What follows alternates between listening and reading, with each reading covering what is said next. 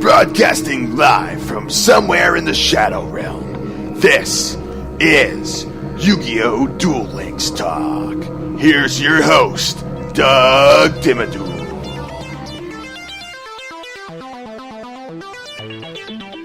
Hey there, and welcome to another episode of YuGiOh Duel Links Talk. Today, we're going to take a look at a variation of a deck that you're seeing pretty prevalent higher up when you're going into the ranked duels in PvP, and it's essentially a mill deck. Now, what I mean by mill deck is this is a deck that's one of its main strategies is making sure that your opponent keeps on sending cards to the graveyard and eventually decking out your opponent.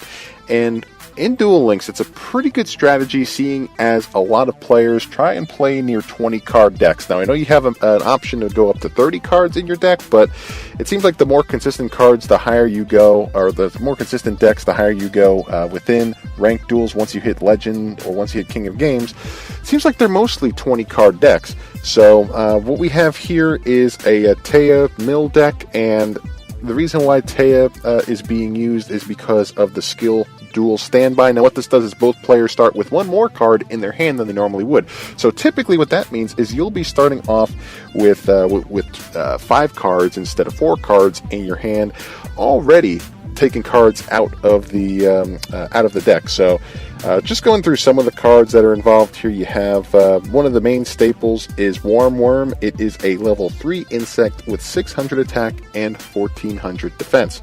If this card is destroyed, send the top 3 cards of your opponent's deck to the graveyard. So right away, you're already burning your opponent for more cards just from this card being destroyed. It is a super rare. You're able to get this one in the Flame Tyrant box set. So there is one per box. So if you're going through that multiple times, this is a card that you really want to get. Then you have Hero's Shadow Scout. It is a rare level 2 fiend with the flip effect, 650 attack, 500 defense. When you flip, your opponent draws 3 cards. Both players look at the cards, and if there are any spell cards among them, discard all those spell cards to the graveyard. So, pretty good. And again, this is one that, from my understanding, this is the one that you really want to have, especially when you're getting to the end of the game, because I think when Warm Worm's effect is activated, your opponent doesn't necessarily have to discard 3 cards if they don't have 3 cards, but if you activate Hero's Shadow Scout, they have to draw 3 cards, so they could deck out using this effect. And that's just from my understanding, from what I've been reading and what's been floating around. Now, I haven't really come across too many of these decks, but at least this is my understanding of how things are. Now, as for the last monster, and this is just a nice addition, nice little touch from this deck, and that's Lava Golem. It's the level 8 Fiend, 3000 attack, 2500 defense. This is the ultra rare that you get when you unlock Marek. And it cannot be normal summoned or set, and must first be special summoned from your hand to your opponent's side of the field by attributing 2 monsters they control.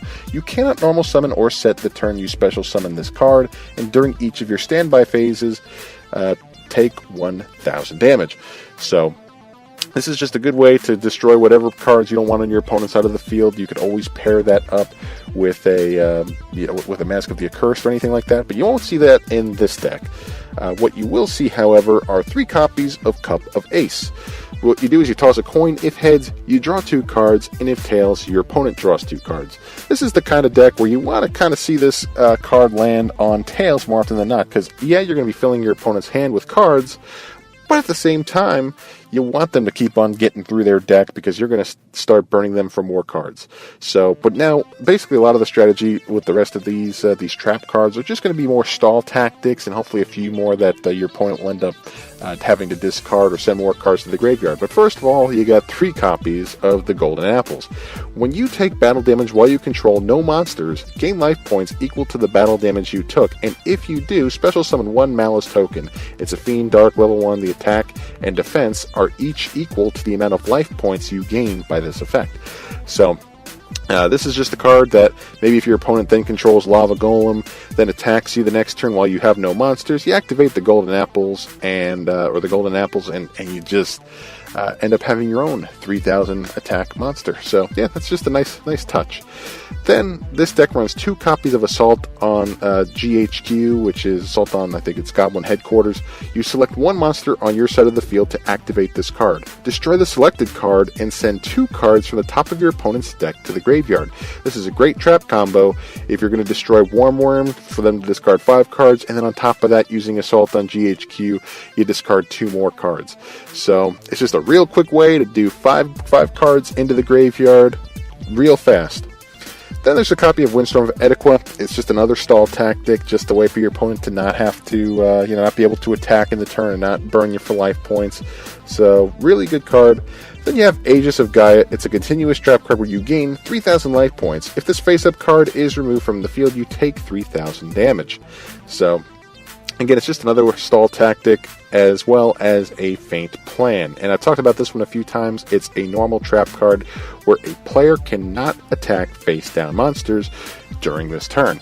So what you end up wanting to do is you want to place your hero Shadow Scout in defense position, more likely than not, and then use that feint plan trap card to stall out your opponent during their turn, and then next turn during when you're up and it's your turn, you flip hero Shadow Scout and then activate its effect that way.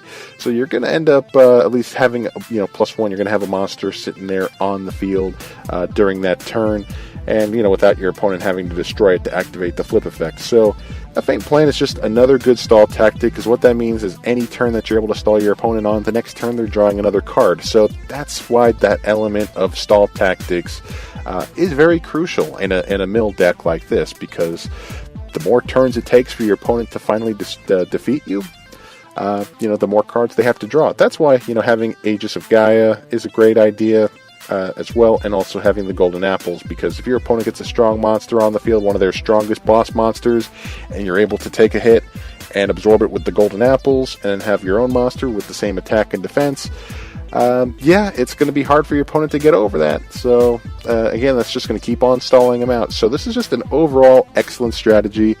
Keeping your card drawing cards, keeping your opponent drawing cards using Cup of Ace and using your monster effects.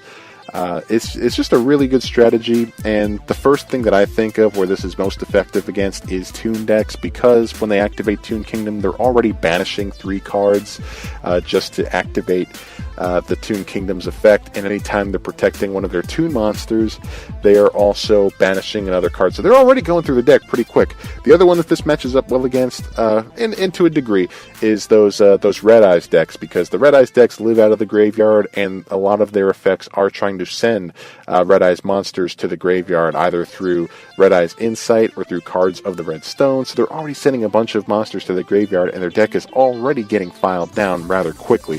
So if you're able to capitalize on that, get some of your combos going with this mill deck, you'll be able to possibly handle a Red Eyes deck pretty handily. But again, this is just a one-track strategy. It can work. It works out well. This is one that I don't necessarily like to see when I'm playing in ranked duels. I've seen quite a few in the Legend rank, and it's not fun on my end, but I'm sure if I was the one playing with the deck, I'm sure it'd be kind of fun. But these are a lot of the pieces that you would need. I pretty much have most of them, so I may actually end up putting a deck together like this at some point down the road.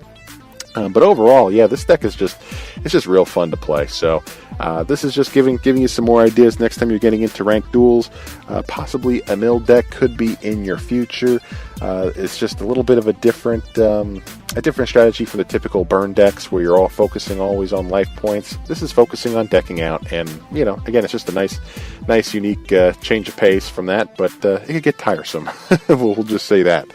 But anyway, if you've run a deck similar to this where you've had a lot of success either in ranked duels or casual duels running a mill type deck, I'd love to hear about it. Feel free to reach out to me on Twitter at YuGiOh Deck Talk, and I'd love to hear your take on it, what your strategies are, maybe some of your little touches that are just slightly different from what we've discussed today, that maybe add an extra dynamic to your strategy, because it's a pretty interesting concept, and I could see this type of deck being used more often than not in the future, but also kind of expanding as they release more sets with more support cards that do a lot of different things.